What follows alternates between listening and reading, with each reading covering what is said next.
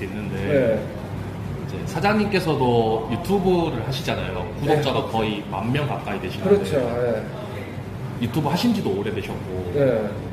그러면 사장님 유튜브를 보시고 한국분들이 네. 이제 한국분 전부 다가 아닌 이제 베트남에서 뭔가 창업을 하려고 하는 이제 한국분들이 네. 사장님 유튜브를 보시고 그렇죠. 아무래도 사장님 매장에 오셔서 사장님과 상담을 많이 하셨던 분들이 많으실 건데 혹시 기억에 남는 분이나 아니면 사장님이 생각하시기에는 그 많은 분들과 상담을 하면서 이 사람은 좀 뭔가 특별하다? 아니면 이 사람은 될 것 같다. 아니면 이 사람은 이건 아닌데 라는 뭐 스토리가 있는지. 네, 지금은 이제 그런 분들이 이제 많이 줄었어요. 많이 줄었는데 진짜 전에는 일주일에 한 보통 3-4명 정도 이제 제가 틈틈이 시간 날 때마다 뭐 미리 예약 주고 오신 분도 계시고 그냥 지나가다가 와가지고 뭐 얘기하시는 분도 계시고 그래서 많은 분들한테 이제 얘기를 해드렸는데 근데 그 중에서 생각나는 분은 없어요. 그리고 그분들의 공통점이 다 자영업이다 보니까 주로 하시려고 하시는 부분이 식당. 네, 제가 식당업을 하고 있으니까 그러다 보니까 이제 그분들이 제일 궁금해하는 것들. 이제 외투법인 설립은 어차피 제가 얘기하나 여기에서 그 컨설팅 하는 사람한테 듣나 거의 비슷해요. 근데 그 사람들한테 듣는 게 더 정확하겠죠. 네, 외투법인 설립하는 거는 그 외에 뭐 직원 관리라든가 뭐 재료 쓰고 그리고 이제 여기 상가 월세 세금 뭐 또 이제 창업을 한 다음에 이제 거기에 맞춰서 이제 마찬가지로 공무원 응대라든가 이런 것들을 이제 궁금해 하시는 것들을 이제 많이 물어보셨어요. 그러니까 그러다 보니까 거의 대부분의 대부분이 이제 저한테 오셔서 상담하러 오셔서 물어보시는 것들이 다 이런 것들이에요. 그러니까 한국에서도 어떻게 보면 한국에서 장사하시는 분들이 기본적으로 아시는 사람들 있잖아요. 이런 것들을 나라가 바뀌다 보니까 다를 줄 알고 근데 다른 면도 당연히 있죠. 여기는 사회주의니까. 근데 그런 것들을 이제 모르시니까 그런 것들을 이제 물어보시는 분들이 좀 많았었죠. 저도 이제 예전에 유튜브 하면 저도 이제 상담하신 분들이 사장님보다 적지만 상담을 해보면은 저는 이 생각이 들거든요. 아무래도 한국에서 자영업이든 창업이든 간에 그렇죠. 해보신 분들이 더 유리하다고 생각해요. 장사 경험이 있으신 분들이. 그렇죠. 예. 근데 한국도 아예 경험이 없고 다른 나라, 그러니까 베트남 외에 다른 나라에도 경험이 없는 분들, 그러니까 아예 장사가 처음이신 분들이 베트남에서 첫 장사를 시작한다는 게 조금 위험하다고 생각해요. 굉장히 힘든 거죠. 예. 그리고 이거는 제가 인터뷰 짜오 사장님 말고 다른 사장님들한테도 다 이제 질문을 드렸던 건데 짜오 사장님도 지금 결혼하신 지 꽤 되셨잖아요. 저는 지금 우리 애가 17이니까 18년 됐어요.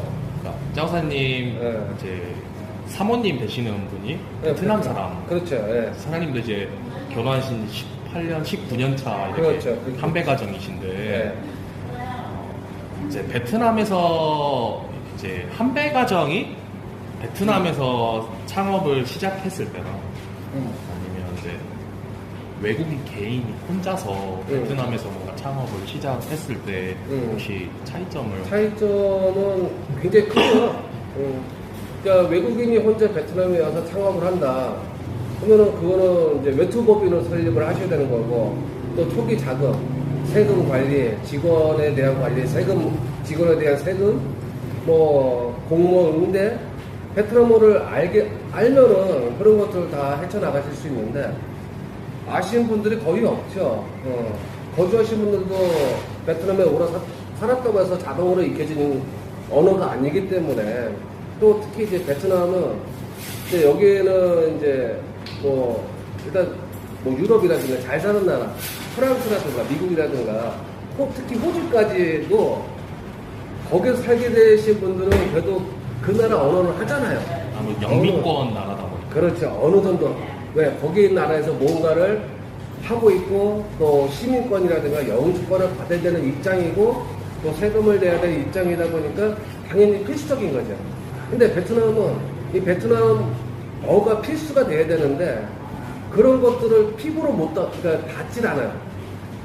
그러니까 피부로 닿지 않는다는 건 뭐냐면은, 내가 돈이 있고, 어차피 내가 한국 사람이고, 그래도 한국이 잘 사는 나라다 보니까 베트남에 와서 직원 생활 하는 경우는 주로 주지원 빼고, 주지원 빼고는 거의 없어요.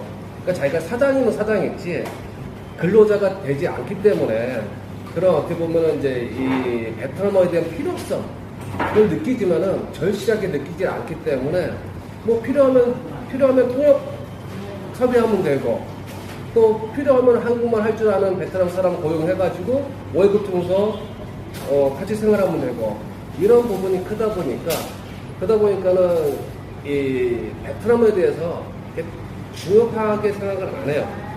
그래서 혼자 와서 투자를 하다 보면은 모든 게 다 베트남에서 해당되는 건데, 그런 것들을 헤쳐나가는 게 되게 힘들어요. 어마어마하게 힘들죠. 외국인 개인이 했을 외국인 개인이 했을 때, 그러다 보니까 거기에 통역이라든가 한국말을 할 줄 아는 관리자, 이런 사람들을 이제 인건비 많이 주고 고용을 하거든요. 근데 그 사람들이 제대로 일 처리를 해주냐? 할 수도 있고 못하는 게 대부분이죠. 그 사람들은 언어만 할 줄 알지, 일에 대해서는 거의 모르니까. 네, 맞습니다.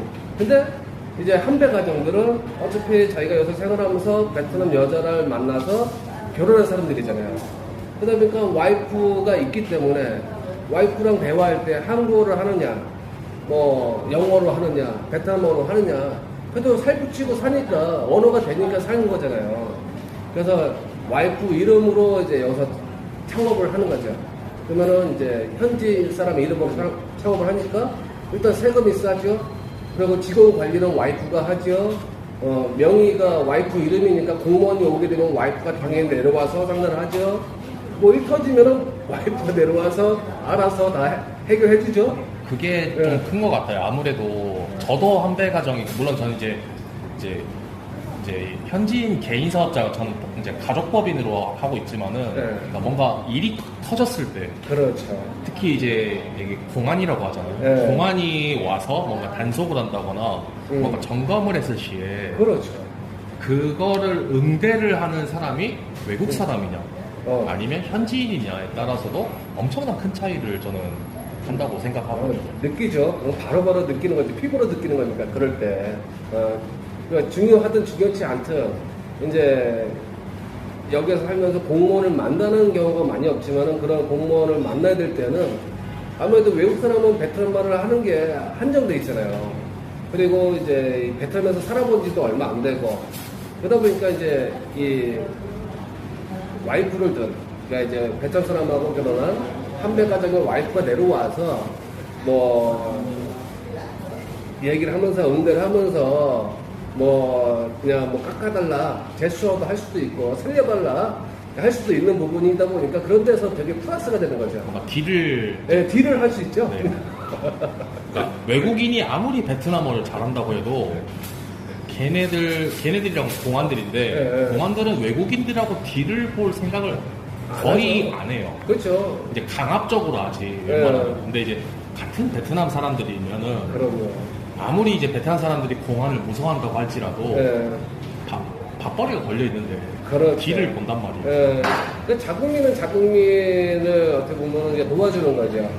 외국인은 액면이 외국이니까 돈 많은 사람들이니까 뭐 그 사람들한테 뭐 얼마 더 받아내도 티도 안 나는 거고.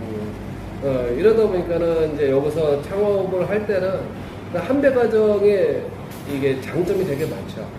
근데 이제 그 속에서 단점도 있는데, 이제 의사결정.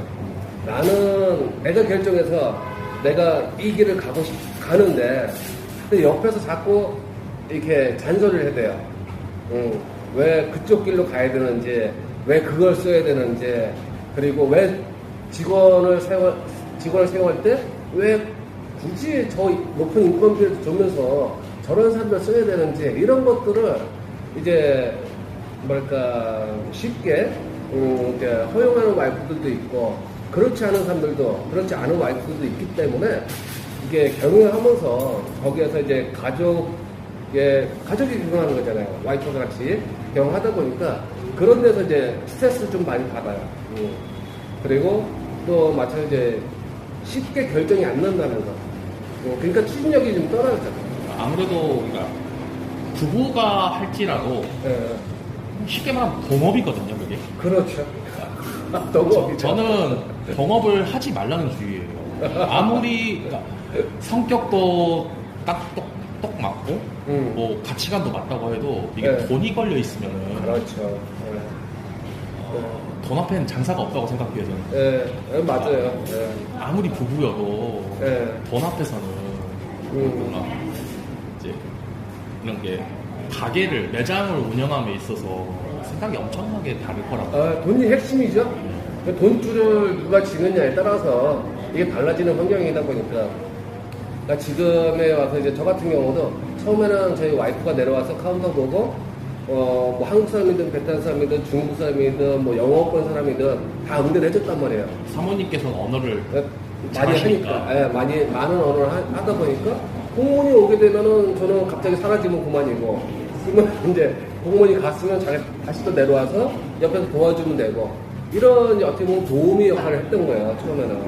그런데 이제 이게 생활이 점점 길어지고, 또 돈이 계속 매출이 높아지고, 그러다 보니까 내가 이렇게 하고 싶은데 와이프는 딴 생각해. 그런 데서 많이 갈리더라고요. 그러다 보니까 이제 나중에 단호하게 얘기했죠. 두 명이 내려와서 있게 되면 계속 싸워요. 의견 충돌이 계속 나오다 보니까 그냥 애들도 커가고 있고 애들 뒷바라지 해야 되니까 당신은 올라가. 내가 밑에서 일을 하고 있다가 문제가 생기면 부를게. 이렇게 해서 지금까지 이제 짜고치킨 운영하고 있단 말이에요. 그러다 보니까는 이게 그 속에서 이게 가장 중요한 게 매출이에요. 예, 아직까지도 이 매출은 와이프가 한번 쥐니까 안 내려놔요. 왜? 그게 제일 중요한 거기 때문에. 예.